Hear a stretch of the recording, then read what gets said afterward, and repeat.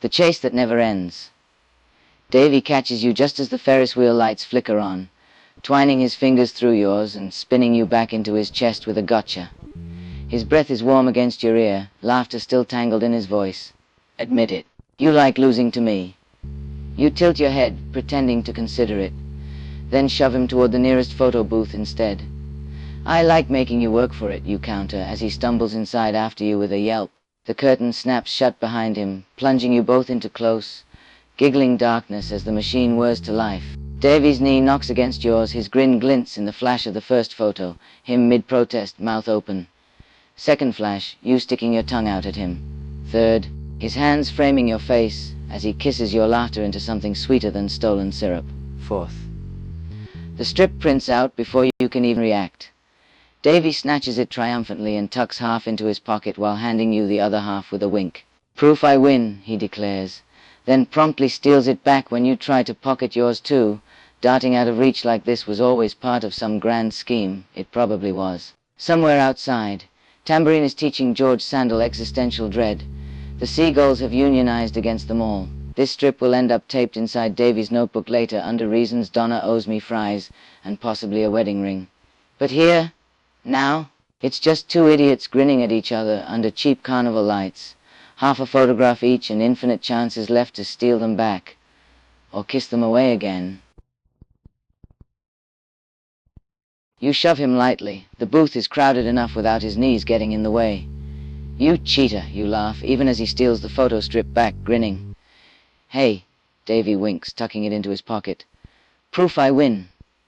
You roll your eyes. You can keep the proof. That's my half. And then he steals your half too, grinning, and you shove at him again. The two of you laughing in the cramped, hot confines of the booth.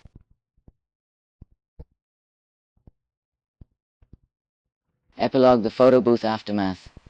The curtain finally flings open, spilling golden pier light into the cramped booth, just as Davy trips backward over his own shoelaces and lands squarely in a pile of discarded popcorn. Oh, brilliant, he had, arms flopping out like a starfish. My tragic downfall. You collapse onto the bench beside him, breathless with laughter. Tambourine trots over to sniff Davy's hair, judging him silently. George reappears, sitar under one arm, Sandal still MIA, and squints down at you both. Are we adopting this behavior now? Is this the brand? Davy grabs your wrist and tugs you down into the popcorn with him before you can answer. Absolutely, he declares, flicking a kernel at George's shirt. Chaotic romance is in this season. His thumb brushes your pulse point where his fingers linger, warm and sure, as if to say, got you.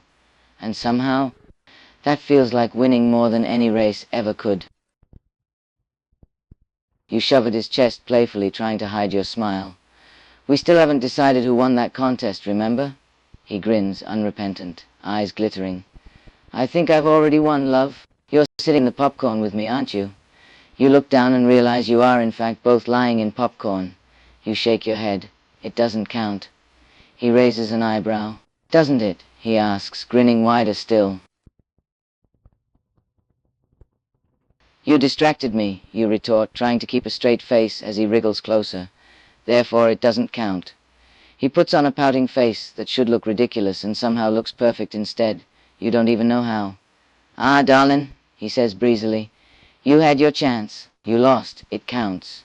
He leans in even closer, breath tickling your lips, close enough to see the flecks in his eyes. Game, set, match.